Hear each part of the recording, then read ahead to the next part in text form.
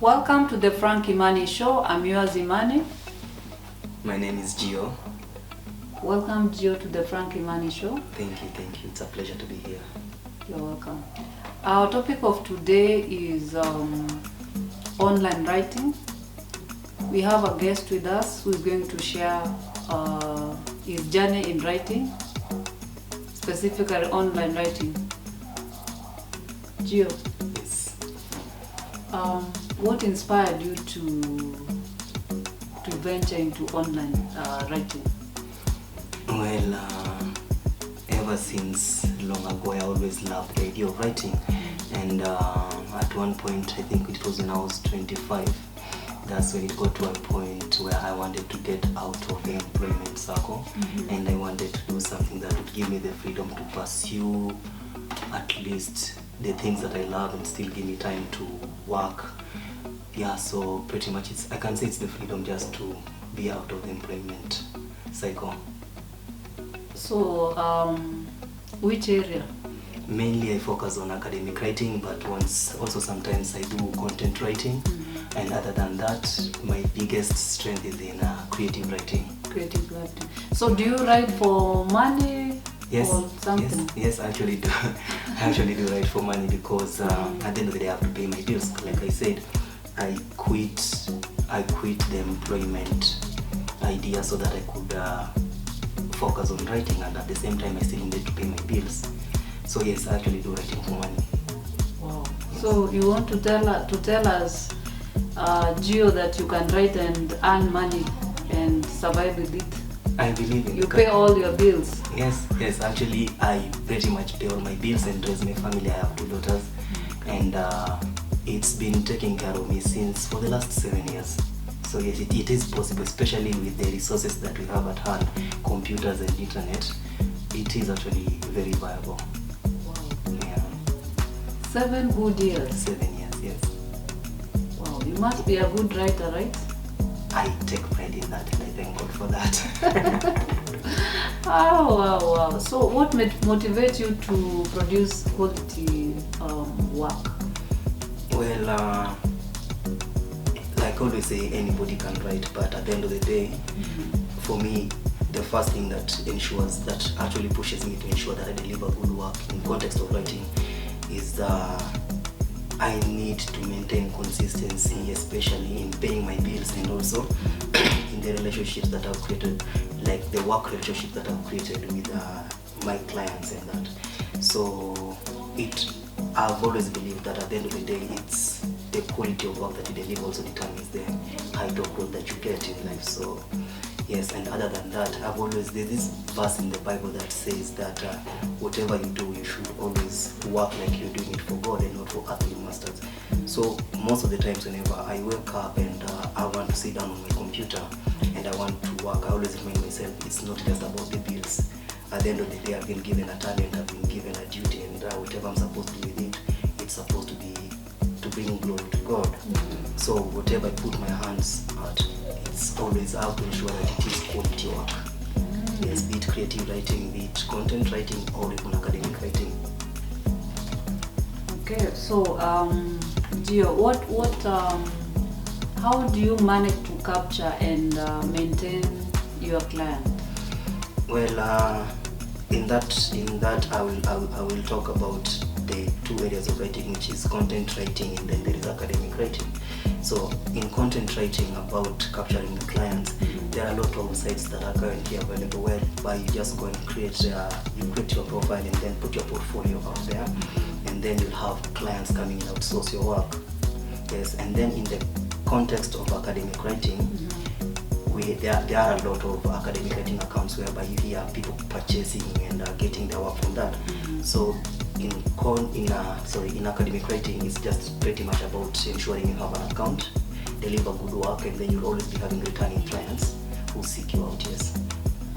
Do you have a client within the country or outside the country? I'll say a higher percentage of my clients are actually outside Kenya and specifically outside Africa. Most of them are from United States. Wow. Yes, but also in Kenya I've worked with a number of clients, mainly I'll say students from different universities. Yes, have worked not only in helping them with their academic work but also in tutoring. Okay. Yes, yes. So what are some of the challenges you face as you do this online writing? Okay, online writing of late has been a big deal, especially for people living, or say for students in university or somebody just looking for a way of making money.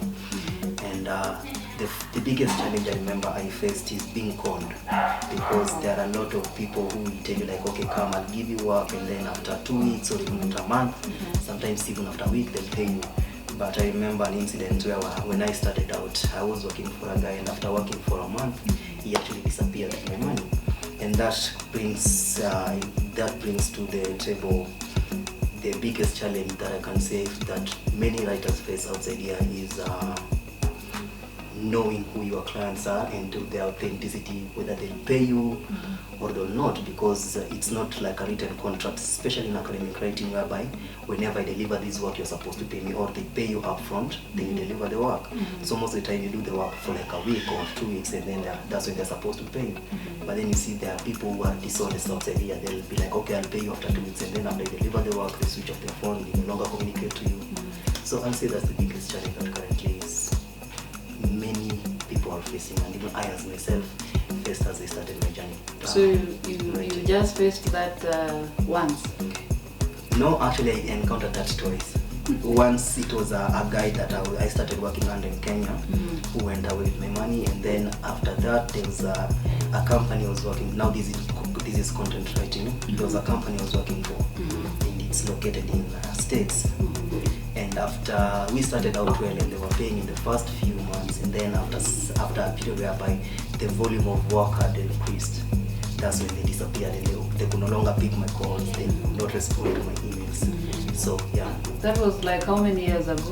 The first one happened around 7 years ago when I started out, and the second one happened like 3 years ago. Yes. And since then they have never communicated? Since then they have never communicated. Wow. Yes. People have issues out here. Yes, people are funny out here. So and that's why I always say, like, for anybody who's looking forward to getting, especially into academic writing, it's always important to work at least with somebody you recommended to, or somebody that at least you know. Wow. Yes. And in your writing, how do you protect your work from plagiarism? Well, there's a lot of people stealing your work outside here, because, and this is not only in academic writing, even in creative writing, even in content writing.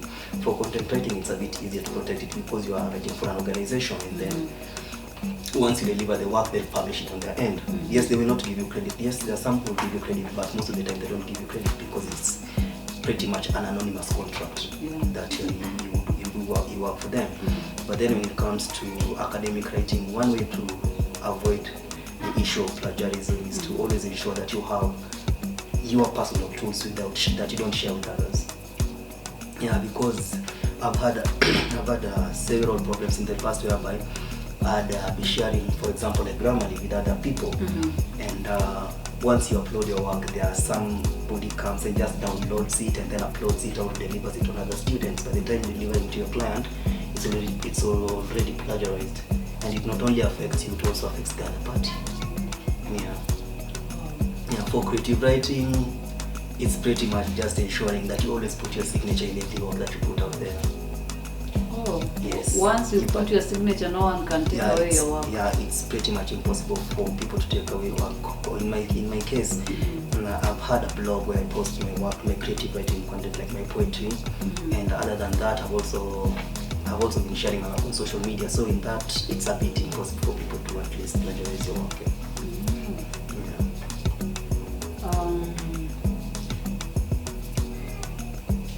So you are saying you've ever experienced someone took away your work, and by the time you are delivering to your client, it has already been plagiarized. Yes, I've encountered that, and not only my case, but I've also had even the people that I work with and some of the writers that work under me, we've had that issues a lot of times. So I'll always suggest that when it comes to academic writing, one of the most important thing you need to do is to ensure that you have your own Grammarly, you have your own Turnitin, all these tools that help you ensure that you deliver not only original but also quality work. Do not share them with others. Yeah. So between academic writing and content writing, yeah, which one do you love most? I love content writing because it allows me to express my creativity. You see, not the problem per se, but one thing I'd say it's the limitation of academic writing is that I'm supposed to work within a frame. You see, like if it's research that I'm supposed to do, I'm just supposed to focus on this and I cannot put my creativity there. Not unless it's literature work whereby you're supposed to write a story, write a poem, or analyze a book and such. Yeah, so I'd always say that I prefer content writing. And at the end of the day, it pays better than academic writing. What? Yeah. Creative writing? Yes, creative content writing pays better than than academic writing. Academic writing. Yeah, because on average, when you talk about academic writing, the average rate that most writers are paid out here is 250 and 300 shillings. And you see, when it comes to content writing, you would even strike deals that, like for example, like 800 words, you would get something like even 2,000 shillings and such. So yeah, in terms of payment, yeah, even content writing is better. Okay. Yeah. So do you spend sleepless night writing, or how do you do the online writing? For the online writing, most of the time I actually work at night. Yeah, so... Okay, wait, so you work at night because you are dealing with people who are on different time zone? Yes, actually, because like I said, most of my clients are from the United States. And by the time that we are going to sleep is the time that they are waking up. So for at least to ensure that I'm also there for my clients and deliver my work whenever they really need it, especially urgent work and such, I always have to be awake at night, so that's where I work best and work most. Wow. Yeah. Now, as an online writer, how do you deal with the artificial intelligence? Well, I can say it is a demon in disguise, and at the same time it's a strength, because we've seen like the rise of things like ChatGPT, whereby it's really affected, like I can say it's really affected writing, because in academic writing nowadays most students find it easy. It's not only easy but cheaper to use these AIs to help them write their essays. And even companies are finding a way of using the ChatGPT in creating content that are SEO and Google worthy. So I can say AI has really become has really affected us. It is a real challenge. It has really affected online writers. It's really affected online writers, and not only that, there's also an issue that I came to notice, that as a writer, as you start relying on this AI to help you write, it affects your ability to actually creatively think. Yeah. Yes, your critical thinking now goes down. Yes. Wow. Yeah, but other than that, at the same time, I can say AI also has its benefits, because it helps in research. It helps you understand where you can get the materials you need. It can help you create outlines for work that you need. It can help you understand the ideas that you need to discuss in depth. So there's also the positive sides of it. So I cannot totally demonize it, that it's entirely a bad thing. Yes. So you mean AI can be a curse? Yes. And also it can be a blessing? Yes, actually, it's all about knowing how to balance it. Yes. Wow. What do you think public holds on online writing? People hold different opinion towards online writing, especially when it comes to academic writing. And I know one of the arguments that the opposing side normally has towards academic writing is that it's pretty much cheating, because then somebody gives me their work to do it, and then they'll have to deliver it under the guise that it's them who did the work. And one of the things that I know that I agree with that argument is the fact that yes, you may be helping somebody who's, let's say, for example, studying nursing, and then you end up helping them through the entire college period. You see, at the end of the day, then you produce doctors who do not have knowledge of what they're going to do. Yes, so there is that actually say it's a negative side of online writing, especially academic writing, and that's one thing that most people in the public argue about academic writing. But other than that, I can say that it's also been a source of revenue, source of income for most people, because like in my context, under myself, I have a lot of writers, and these are people who always are like they don't have any other place where they can get money from. And then you see, if we say that we close this entire door, then it also means that we leave people out and not knowing where they can get their next meal, especially given the fact that most of them are college students, you see, and they have no source of income, especially now with the economy and everything. Yeah, so there are two sides to it. So do you want to tell us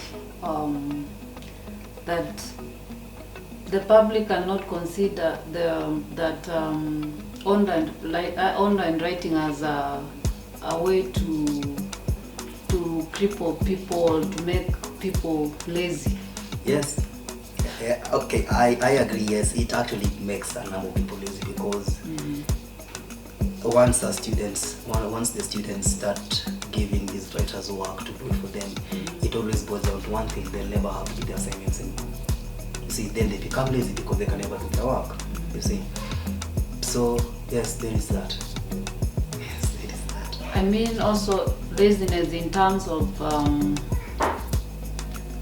you want to be on your own. You don't want to go through the process of being employed and being controlled and on that I actually disagree. Or reporting to anyone. On that I actually disagree. One of the misconceptions that people have about academic writing is that these writers are not hardworking people.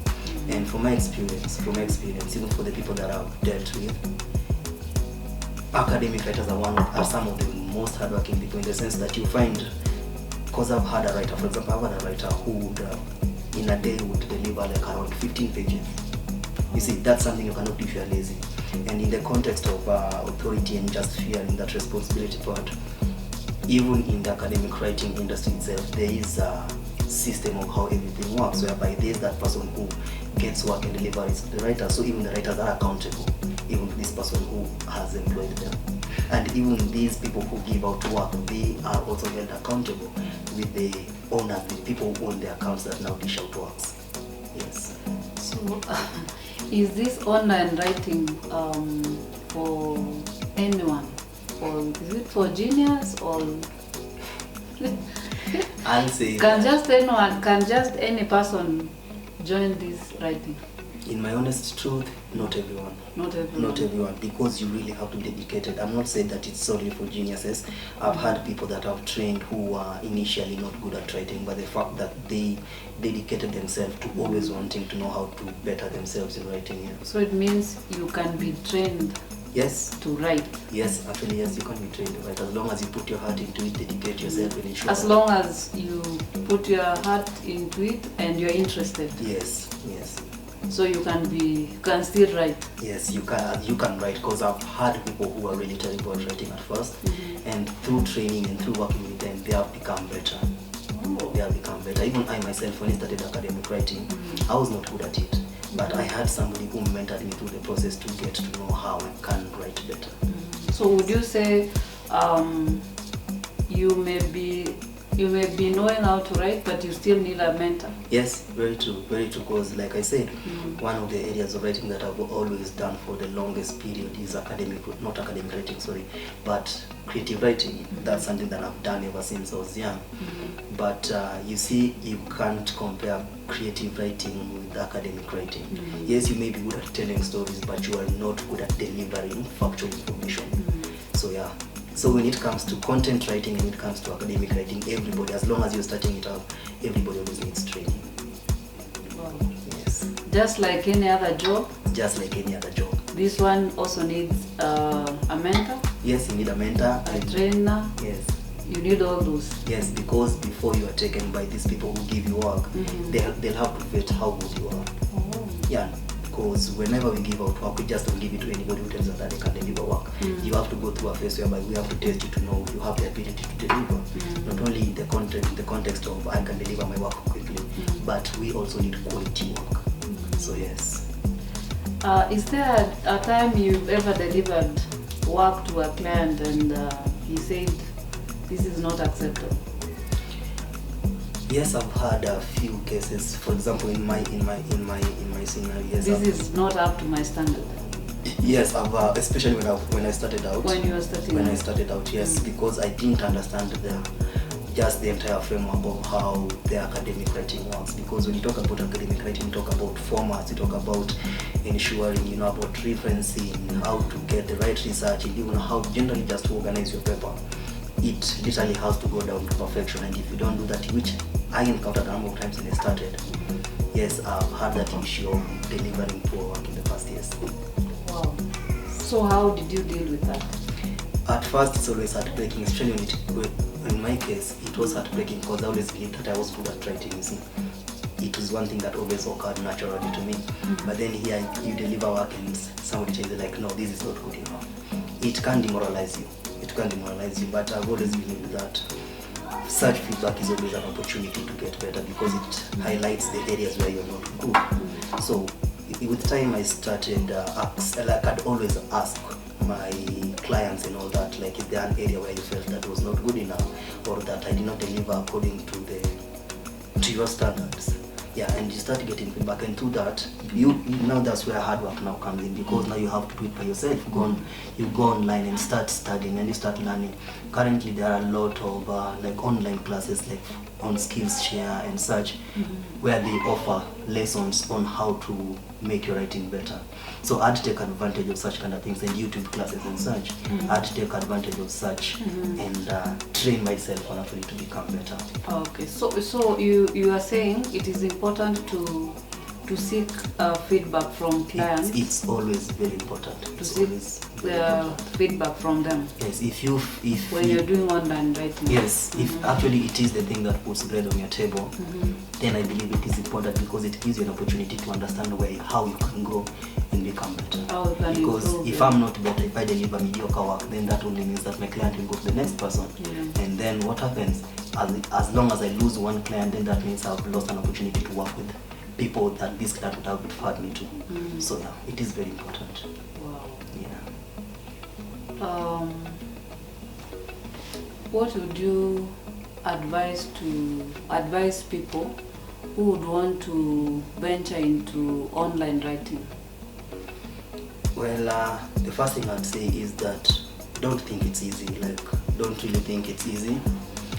It takes time. I know one of the things that people, the common knowledge that people have in the public is that academic writing is all about, get your laptop, ensure that you have a working Microsoft, and then have Grammarly, have Turnitin, and then you're good to go. But no, it's not just about that. It's also, you have to put effort. You have to ensure that even in that period where you are not working, seek ways to make your writing better. At the end of the day, we are all in a market whereby you are competing against each other, and if you do not ensure that you sharpen your skills daily or regularly, then you are bound to fail in academic writing and content writing, even in creative writing. And the second thing I'd say is that embrace reading. Reading is really an important part of writing, because one way that I ensure that at least that helped me get better in my writing is by reading out of my comfort zone. You see, like I said, I have been good at creative writing. You see, that's something that came naturally to me. But then when I started getting into content writing and academic writing, I learned that these are whole new sphere. And I had to now start reading like scholarly journals. I had to start reading blogs, which are things that initially I would not be interested in. So I'd advise you that you really also have to go out of your way and start reading. Yes. And lastly, I'd say be patient. Be patient. It's very, very important. So be patient. It means take time to grow. Take time to grow. Yeah, it's not something that you just wake up, because people hear stories outside. Yeah, let me use academic writing. People hear stories outside here that somebody you started academic writing and all of a sudden they have a house, all of a sudden they have a car. It's enticing. People think it's an easy way to make money. And like I said, I've been in this industry for 7 years, and I've seen how people easily go into rushing. Like, okay, now I've worked for like a couple of months. I've made my money. Let me go buy an account, and before you know it, the account is closed. Why? You are not patient enough to learn what to do. You are not patient enough to understand what this industry is all about. We need to understand that. Yeah. You buy an account. Yes, you purchase an. Yes, like in academic writing. You purchase an account. Yes. If you produce mediocre work, the account is closed. The account is closed, and then you lose your money. What? You lose your money, and you find that these accounts are not cheap. Yes, there are those that you can find that go for 10,000 shillings, but at the end of the day, they won't give you the amount of work that you need. And then the really good accounts go for like 200,000, 300,000, some even go for 500,000 shillings. Now you can imagine somebody told me like, I'm using this specific account and it's normally very good, and then they tell you it's 200,000. You sacrifice your 6 months, get your good money. Okay, buy that 200,000 worth account, and then what next? Within 2 weeks it's closed. You see, it's a waste of investment. Why? Because you rushed into getting into it without understanding everything. So, just the way life works, always learn to be a student before you try to be a master. Yes. Yes. That's good. Yes. Our viewers, as you've heard from Gio, online writing, you require to be consistent, you require to be patient. If you would like to venture into online writing, know that you don't just wake up and make money as you hear from other people outside. You need to be patient, you need to be consistent, and always read books to increase in your ability to write, and also consult other people who have been there before you. Thank you very much for